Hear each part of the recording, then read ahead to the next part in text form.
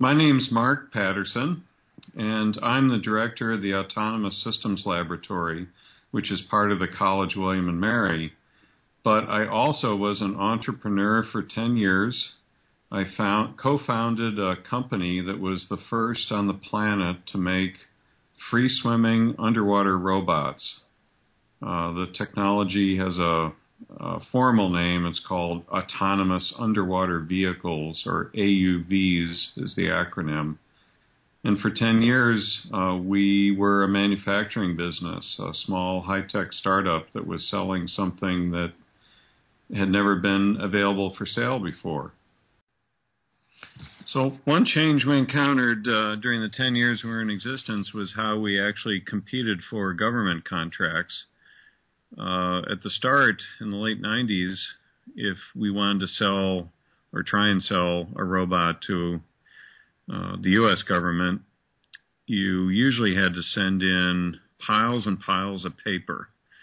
So we spent a lot of time on word processors, making well-written documents with embedded graphics, and then oftentimes there'd be like 20 copies required. So we would go to copy shops like Kinko's or Staples and get these things put into nice-looking binders and, you know, use the color copier to make it look really nice. And then you'd mail all that off and keep your fingers crossed that you would get to the next stage of the competition.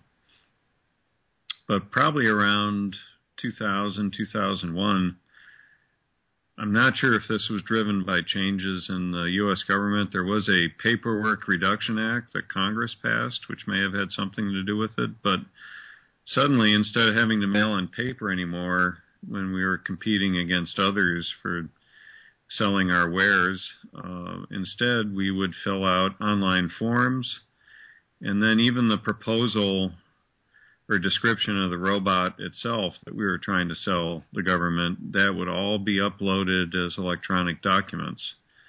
And suddenly there was no more running to Kinko's or other copy shops to get our jobs done. We were doing everything over the internet. So the company had a successful 10-year run. We sold a handful of these robots. The robots are quite expensive. They're anywhere from $250,000 to $500,000 each.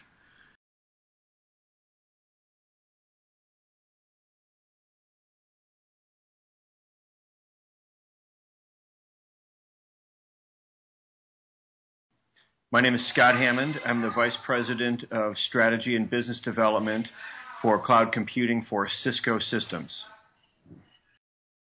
So in that position at Cisco, I'm responsible for the 3-year strategy and roadmap for the business. So it's planning our strategic direction, our product roadmap, our build, buy, and acquisition strategy. Also, I'm responsible for our business relationships with other divisions within Cisco, plus our large partners. I'm also responsible for the revenue side of the house, so the sales organization, channel partnerships, go-to-market strategy with them, and then how our business unit is positioned and marketed in the industry. So advances in technology have had a significant impact on the marketing function in our business, I'm sure in other companies over the last few years. If you think about marketing, the primary function of marketing is to establish information about your products and services, communicate them to your customers and your partners, and establish features and functions and differentiating capabilities about your solution, and then make sure that it's represented in the right distribution channels and sales organizations that tend to sell your products. Another part of marketing is to reach out to potential companies, potential customers, and communicate to them what your solution does and its differentiating value to those organizations and drive them into the sales process. So a function called lead generation. You're finding new prospects, new customers you're going to sell your products or services to. So the big change in technology that's impacted our business over the last 10 years or so has been the Internet. It's really caught on. Every organization in the world is using it now, and it's had a huge impact on marketing. So the first is prior to using the Internet, when you wanted to communicate information about your products or services, you needed to often manually write down or create marketing brochures and marketing advertisements that would communicate and describe your products and services for your potential customers. And they used to be done, a lot of your investments in marketing were made by spending your money on advertisements in newspapers and magazines. Today, there's very little money spent in advertising budgets on magazines and newspapers because most of the media has moved online into the Internet. You certainly notice that if you pick up a newspaper today or a magazine, over the last 10 years, at least 50% of the magazines and newspapers have gone out of business because very few companies are spending a lot of money on advertisements anymore. So now you put, instead of spending it on sort of physical print media, you now spend it online. So you have your own website, plus you create advertisements and promotions that you put on other companies' websites, or you put in email advertisements that you send around, or you write articles that you then get published on various online media websites.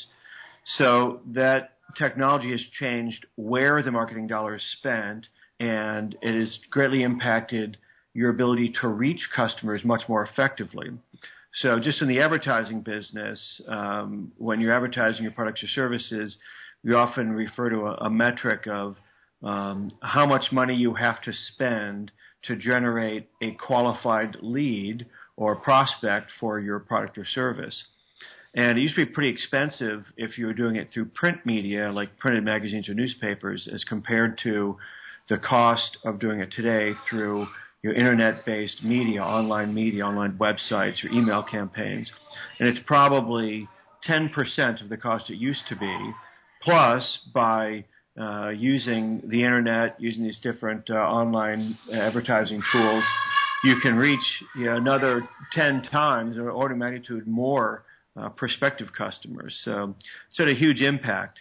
So if you're starting a business today, you're probably not going to spend your money, your advertising budget on hard print, hard copy advertisements. It's just too expensive. So instead, you'd look for online media, online websites, or online promotional sites, or email campaigns, because you can reach more customers, and the cost per lead is about a tenth of what it used to be.